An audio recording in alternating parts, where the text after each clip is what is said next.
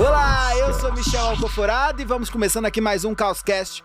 Você sabe que esse podcast é um podcast do Grupo Consumoteca, onde a cada 15 dias, né, a gente para tudo para fritar ideias sobre temas que tem feito a nossa cabeça. Não vou entrar aqui e perder muito tempo nessa cantilena, mas você também já sabe que eu não faço isso sozinho, faço isso muito bem acompanhado deles. A trupe. A gente, cada qual, com seu conhecimento, se joga num determinado assunto e traz as contribuições a partir das pesquisas que viemos fazendo nos últimos tempos. Ela veio belíssima essa camisa, hein? Chique, a Marina entrega elegância. A loja podia patrocinar, né? Porque ela revelava qual era a marca. Adorei. Love. Quer revelação? Essa daqui tem que fazer público? Não faz porque não estão pagando. Isso aqui custa caro, né? Pagar o Tigrão é caro, né? O Tigrão, só pra você que não sabe, é o nosso grande operador de imagens, sonhos e outros ambientes. Ele tá aqui por trás das câmeras, mas sem ele a gente não chega até a sua casa. De tigre em tigre a gente monta... É Matilha? Qual é o coletivo de tigre? Não faço a mínima ideia. Matilha é lobo. Lobo? Agora tigre... Bando de tigre. Bonde do Tigrão. Bonde do Tigrão. É isso, Tigrão, ó. Pra você. Como é que os Z's fazem, Marina? O Millennial, ele faz assim, você vai lá e completa com a mãozinha. O Z é assim. Marina, head de pesquisa do Grupo Consumoteca, ela veio para brilhantar, para além de marcas sofisticadas e looks importantíssimos, todo esse trabalho. Mas vamos lá. Não diz que não, querida. Tá, não vai dizer que é daquela empresa que você compra, não estão patrocinando. Não tem trabalho escravo aqui não, fiquem tranquilos. E bem-vinda, Marina.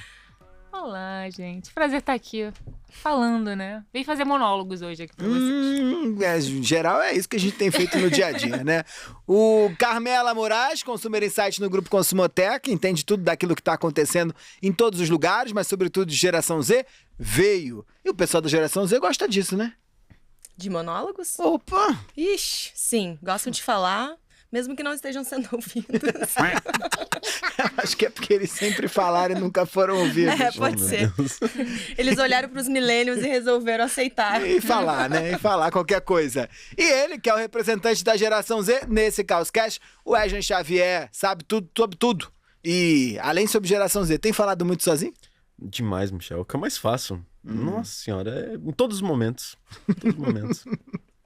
Olha, o que a gente vai falar aqui hoje é algo que certamente tem atravessado aí tua vida e teu cotidiano, né?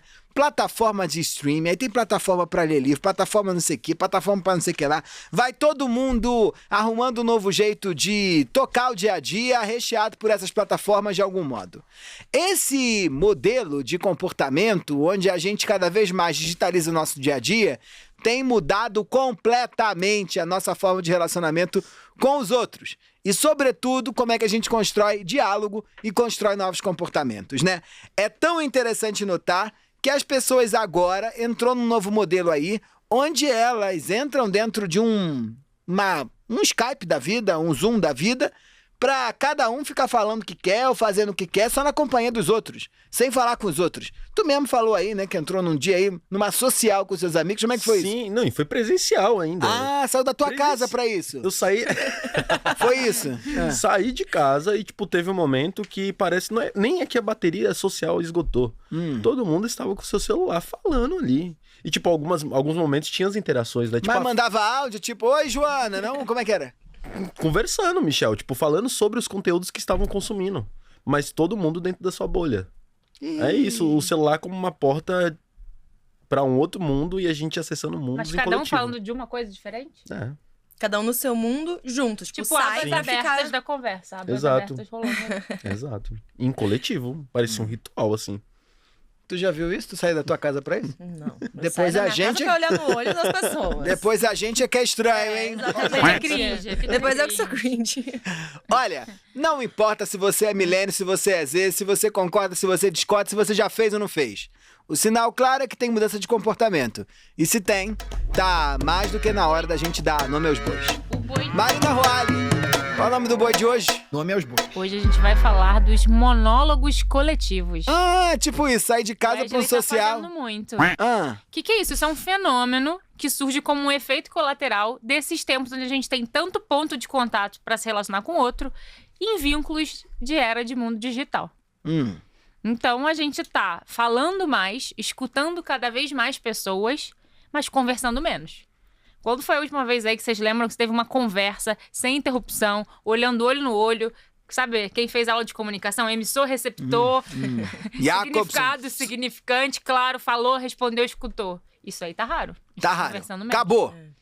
Olha, esse negócio que Marina vem chamando aqui de monólogo coletivo, de certo modo, vem de um conceito da psicologia. Tamo chique hoje. Tamo chiquérrimo, né? Saímos até da antropologia, que vale um pouco menos, e fomos pra psicologia, né? E a psicologia é uma psicologia, claro, daquelas parruda, né? Do pessoal lá na faculdade de educação lê, e o pessoal da pedagogia ama, que é do Piaget. Um pensador, psicólogo, sei lá qual mais o que essa gente pedagogo, que é importante tem várias coisas, né? Pode ser pedagogo também, ele pode, mas eu acho que ele era psicólogo. Que inventou um conceito de monólogo coletivo como forma de entendimento desse processo de desenvolvimento dos indivíduos, né? Você certamente já foi na creche aí, ou já teve um buraco da vida que você teve que entrar para conviver com outras crianças pouco civilizadas também. E um dos processos mais importantes nesse desenvolvimento das habilidades comunicacionais das crianças, mas, sobretudo, na interação e no reconhecimento dela, de que há outros presentes, é quando a professora coloca várias crianças sentadinhas para ficarem convivendo dentro do seu mundo, junto dos outros, em outros mundos. Esse negócio social que tu foi aí, tu tinha quantos anos? Foi há pouco tempo ou quando era criança? Extremamente recente. Recente, voltaram, né? Ao invés do brinquedo é o WhatsApp Instagram. É o WhatsApp Instagram. E o Piaget mostrava que na medida em que você falava sozinho, do lado de alguém que tá falando sozinho sobre a coisa que só te interessa, não interessa a ninguém, automaticamente, em algum momento, você ia parar pra olhar pro outro e dizer, esse bagulho que ele tá falando me interessa também. E aí o outro parava e dizia, isso aí que tu tá falando sobre a tua vida, sobre os conteúdos na tela do teu celular, me interessa também. Tá dando conta aqui daquilo que o Piaget chamou de monólogo coletivo. A gente trouxe pra cá esse conceito pra entender esse modo como os amigos do Wesley, Tigrão e outros estão entrando de cabeça pra se relacionar, né, Marina? Tem mudança aí, né? Há uma coisa que foi marcada por esse intenso processo de digitalização e que vai mudando a nossa relação também com os outros no plano da amizade, né? Pois é, a gente fala tanto que a gente tá numa era mais social, tudo é sociabilidade, é rede social. Mas esse fenômeno de estar em contato com mais gente tá resgatando uma fase da nossa desenvolvimento humano, que tá todo mundo voltando pra creche. A gente tá falando com mais gente, mas falando desse jeito à la creche, que tem um monte de gente falando... À la creche. À la creche. Cada um no seu tapetinho falando do que quer. Né? Porque tem uma coisa que a comunicação, né, do digital traz pra gente, que é essa possibilidade do assíncrono, né? Eu falo aqui, você ouve depois, responde quando quer, a gente vai falando por aí. E aí tem dois pilares fundamentais pra gente observar e ver como esse monólogo coletivo se manifesta. O primeiro é essa vida de novos vínculos via digitalização, né? Novas plataformas para falar com o outro. E o segundo é a ressignificação das relações, né? O jeito de ser amigo que a gente é hoje, de ter rodinha de amizade, de entender quem é íntimo e quem não é, também tá mudando. Aí a gente tem que virar outra coisa, né? Porque essa relação pautada pela digitalização, ela traz primeiro uma comunicação mais pragmática, né? Sim. Que é isso que fica muito claro. Eu deixo de falar com o outro como forma de só... falar para ser ouvido e falar e ouvir para ser falado também de algum modo, né, para falar. E a gente começa a falar baseado no conjunto de objetivos e querendo resolver coisas que só me interessam, não interessam o outro. E isso muda tudo, né? E essa coisa do pragmático tá deixando a gente nessa coisa do muito resultado e muito um caráter utilitarista da comunicação, assim. Eu não quero falar por falar, assim, você não vai me incomodar. Me incomodar, mas pra quê? Você quer falar comigo no quê? Sabe aquela coisa de eu ficar por horas ali no telefone conversando?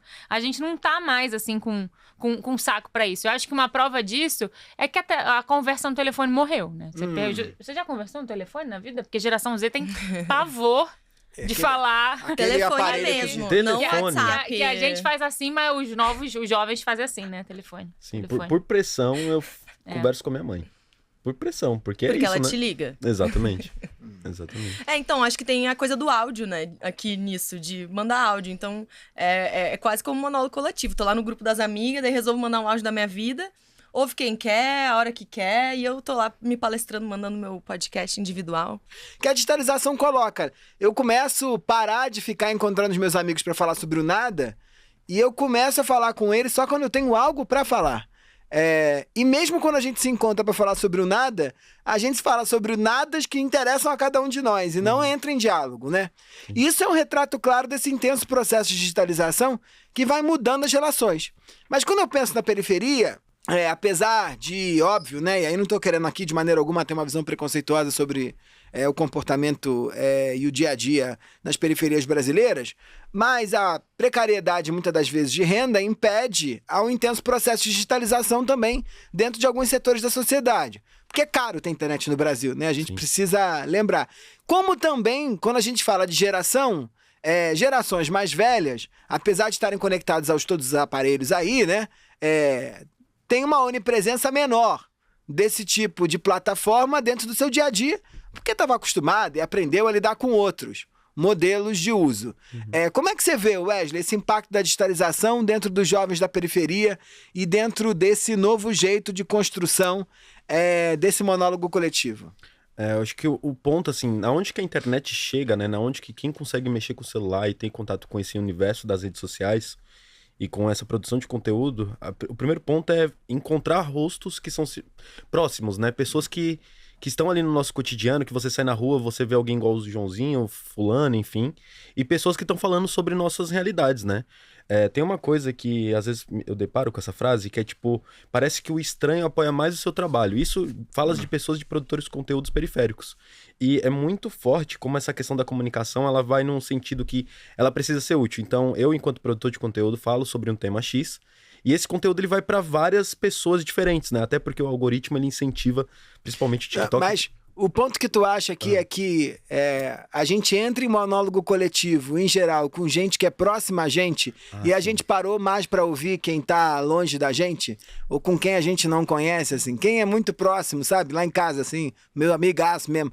Eu posso sentar do lado dele, fazer uma social, cada um olhando pro seu celular, e a gente para ouvir quem é distante da gente, quem a gente não conhece, quem a gente... Tá muito mais no processo de abrir espaço para escutar o outro distante, Michel. Eu acredito que, assim, por mais que ainda seja de periférico, acontece essa conexão com outras periferias. Há um senso de comunidade, mas é um senso de comunidade que tá pairando aqui no ar.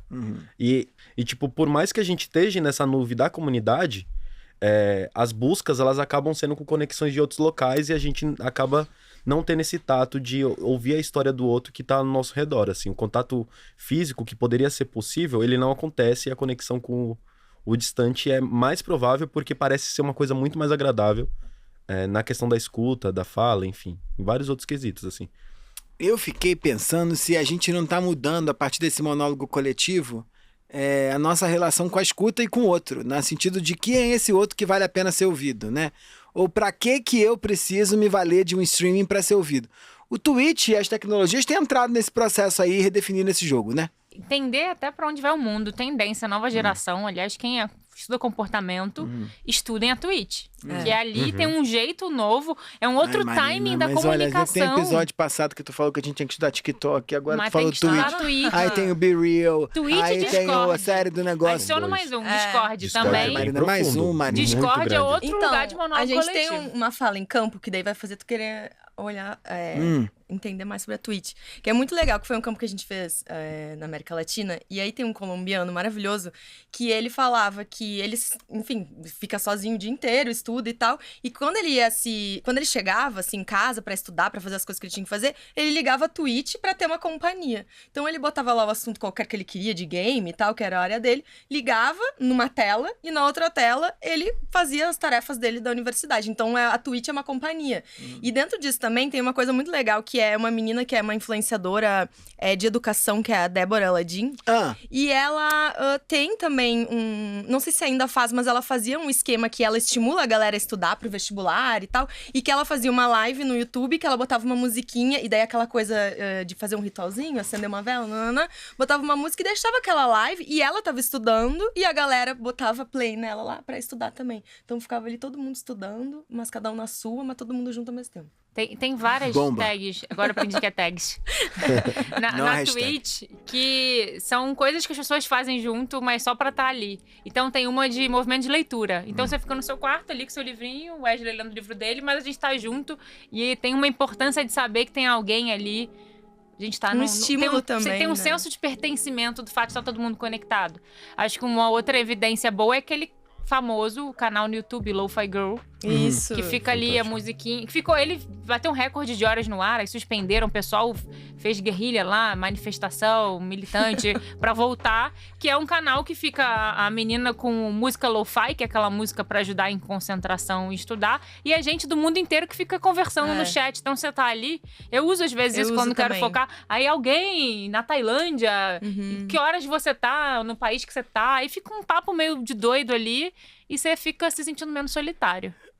Legal isso também, porque talvez o monólogo coletivo, numa sociedade que cobra cada vez mais foco, talvez o monólogo coletivo ajuda você a focar mais, né? É quase como você, pra se proteger desse outro que tá no entorno, você foca mais naquilo que você precisa focar. E não te distrai, olha que loucura, né? Não te distrai, ela te faz concentrar, né? Então, na presença de outro, você tá mais concentrado no que precisa fazer do que quando você tá sozinho. É coisa da comunidade, eu acho, né? Tá todo mundo junto ali estudando, tá todo mundo junto lendo um livro, tá todo mundo ali botando uma música pra concentrar. Eu acho que eu me sinto parte e talvez mais estimulado até a fazer pressionado minha tarefa, né? Exato. A gente precisa de engajamento, né? Então é sentir que tá todo mundo no mesmo barco de certa forma, né? Então eu tô aqui precisando focar e olha quantas outras pessoas estão focando comigo em alguma coisa e vamos junto passar por isso. Então na Twitch tem muito... Você quer começar uma coisa que você não tá conseguindo fazer sozinho? Vai na Twitch que deve ter um grupo de gente fazendo também e se conectando ali pra fazer. Ô Wesley, como é que foi pra você, por exemplo, no seu caso morava só você e sua mãe, né? Em geral, uma família de periferia tem mais gente. Mas como é que foi pra você estudar dentro de ambientes que não era o ambiente do jovem da classe média alta, que tem seu quarto fechado, ele põe, sei lá, música sei lá o quê. Era um ambiente mais barulhento, né? Então a leitura se dá num ambiente mais barulhento. Por conta de uma outra lógica de espaço e do jogo de relações mesmo. Já era, de algum modo, um monólogo coletivo nessa vida em comunidade? Por exemplo, eu consigo escutar podcast, uma música de fundo e fazer uma leitura. Ao mesmo tempo. Tá dando curso disso. Não, é tudo uma prática, né, de concentração, assim. Ou de escutar uma música que tem uma letra muito densa, falando sobre várias coisas. Racionais. E, Racionais tudo. Eu acho tranquilo. Tem umas músicas mais tranquilo? Sim. Eu quando tô... Você fazer algo e ouvir Racionais, você tranquilo. Prestar atenção na letra e na leitura que eu estiver fazendo. Tipo, inclusive, usa a música pra... ter atenção nesse processo de leitura. Isso é que eu acho que é a loucurinha, porque eu ouço Racionais, eu paro. Eu fico assim, paro até de andar, porque eu não consigo. Se eu for tão profundo, aquelas coisas que o Mano e os meninos lá do Racionais falam, que eu fico paralisado, porque eu quero pegar cada negócio. Se eu estiver fazendo uma outra coisa, tipo, não consigo ler e ouvir Racionais, ou eu não consigo cozinhar e ouvir Racionais, sabe? Eu preciso parar para ouvir Racionais. Senão não ouve, né? Senão deixa não só aquilo ali e não presta atenção. Minha tabelinha do Spotify, eu tô entre o 0,1% do global de pessoas que escutam mais música no Spotify. E tipo... Com tempo, hein? Tempo assim, porque eu faço as coisas escutando música. Então, tipo, tudo que eu quero fazer, eu crio um ritmo. Então, tem as playlists, os artistas que eu gosto pra fazer cada coisa. Então, tipo, o artista ali que tá cantando, ele quase que virou essa segunda voz que eu converso. Em meia barulha, qualquer diversidade que tá acontecendo dentro do meu contexto ali de realidade, a música, ela me ajuda a conectar e sair um pouco desse ambiente também que eu quero fugir pra me concentrar, sabe? Então, esse monólogo coletivo fala também... de um modelo de vida onde, diante de tantos estímulos, a gente fala com a gente mesmo para poder encontrar a gente mesmo, né? Dar conta da gente mesmo. É muito interessante isso, né? Porque o que já existia numa casa de periferia há 200 anos, que te permite concentrar ou focar, não no silêncio, mas diante de outros, que estão fazendo suas outridades, né? Preocupados com as suas próprias individualidades, ganha agora a partir do digital, que nada mais é do que conviver forçadamente com outros a todo tempo fazendo suas outridades, uma dimensão infinitamente maior, né? Então, monólogo coletivo é uma habilidade, né? É uma habilidade, né? Eu acho que isso é importante. Talvez aí no LinkedIn deva colocar agora, né? Sou hábil monólogo coletivo. Monólogo coletivo. Mas sabe que você faz isso com música, né? E hoje tem um movimento cada vez mais crescente de fazer as coisas com podcast. Com podcast, e aí a Carmela que me trouxe aqui, tô roubando uma reflexão que você me trouxe. Roubar. Que será que a gente tá perdendo a capacidade de lidar com o silêncio? Porque a gente fala que tá ouvindo música e podcast pra ter autoconhecimento, mas até quanto é autoconhecimento ou quanto que eu já não consigo mais ficar eu sozinho no meu fluxo de pensamento, sabe? O tédio, ele vem muito fácil, então eu não sei mais lavar louça sem escutar um negócio. sabe? Que você tem que preencher aquele espaço e aproveitar. Tem um pouco um senso de otimizar tempo, que você fala, tô aqui parado, preciso meter conteúdo pra dentro. Mas tem um pouco também, acho que, de não conseguir lidar só com o tédio, com o meu pensamento em fluxo contínuo, Então, medo, não saber mais ficar sozinha com seus pensamentos, porque né, pode nos levar pra caminhos... Não quer lidar, né? Não quer enfrentar. Não quer enfrentar, exato. Não sou obrigado. Sem estímulos a gente acaba parando, né? A loucura da dopamina, né? Buscando dopamina pra equalizar isso, pra continuar seguindo. Agora, tem um segundo ponto também, quando eu falei aqui de monólogos coletivos, tem o digital, mas tem as relações estão virando outra coisa. Porque a gente tá falando aqui que a gente ouve coisa o tempo inteiro, tá escutando um monte de gente, a gente tá se sentindo sozinho, todo mundo trouxe aqui esse ponto, as pessoas não querem estudar, eu quero estudar com o outro. Mas tem uma coisa que eu não quero ficar sozinho, mas isso não quer dizer que eu quero ter mais amigos. Porque parece que as pessoas estão descobrindo que ter muito amigo dá trabalho. Porque relação é sinônimo de troca. E troca é dar e receber. Então tem uma ressignificação mesmo aí, né? Tem, porque eu entrar no Lo-Fi, falar com o pessoal, ouvir uma galera no Discord e na Twitch, eu não tenho que fazer a manutenção da relação com essas pessoas. Não tem compromisso, né? De vínculo. Não tem. Então a gente viu crescer na pandemia, quando a gente entrevistava o pessoal em quarentena, muita gente assim, você falou da conexão aleatória. Eu tô carente daquele papinho espontâneo que não acontece mais, sabe? Ouvir um cauzinho, ouvir uma fofoca, ouvir uma história, porque eu tô sem o contato com os meus amigos. E aí não tinha. Só que aí surgiu um monte de conteúdo. O Não Inviabilize, dos podcasts mais ouvidos, que é maravilhoso, né? Da DEC, ela vai trazendo causos de pessoas da vida real. O programa do Porchat, que vai trazendo história. A história. Uma coisa, né, que vem da ideia da pré-história, a gente gosta de história. Então é uma história bem contada. Então a gente tem saudade disso, só que é diferente. O Não Inviabilize, eu escuto ali o BO da menina, acho legal, mas eu não preciso dar manutenção, dar conselho, ligar no dia seguinte e perguntar se ela tá bem. Eu só escutei, atingiu a minha necessidade de ouvir uma boa história e acabou. Então eu acho que também tem um ponto aí pra gente pensar se a gente não tá ficando com preguiça de se relacionar. E o TikTok, eu acho que ele é a plataforma que explora muito isso, né? Porque a gente pode só apertar o play ali, apertar o REC e começar a falar. Porque tem gente querendo nos ouvir, né? Então, no TikTok tem um monte de trend, assim, que é meio dentro da ação do monólogo coletivo, né? Então, a geração Z tem essa necessidade de o tempo inteiro demarcar a individualidade deles. E eles fazem isso ali no TikTok falando. Então, é como se o TikTok fosse um divazão, assim, né? Eu tô falando da minha vida. Botei pra fora, gostou, não gostou. E sem também o compromisso aquele do Instagram, de ter que ter recorrência, né? Eu posso falar uma vez e tal. E aí, por isso que tem também uma trend no TikTok, que é o POV, né? Pra quem não sabe, que é o Point of View, né? Ponto de vista.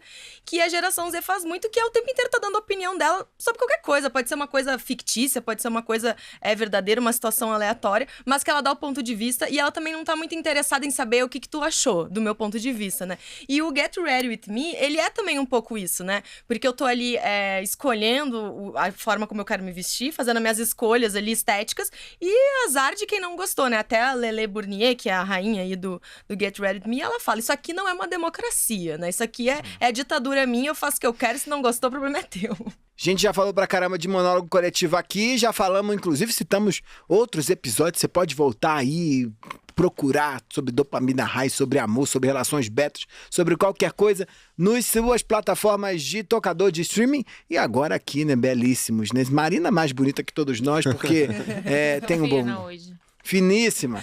Ela qualquer dia vai revelar qual é a marca que ela usa. E a marca vai patrocinar a gente a partir desse dia. Eu quero que né? essa marca se revele pra mim, porque aí... isso. Então por isso você tá falando aqui sozinha, né?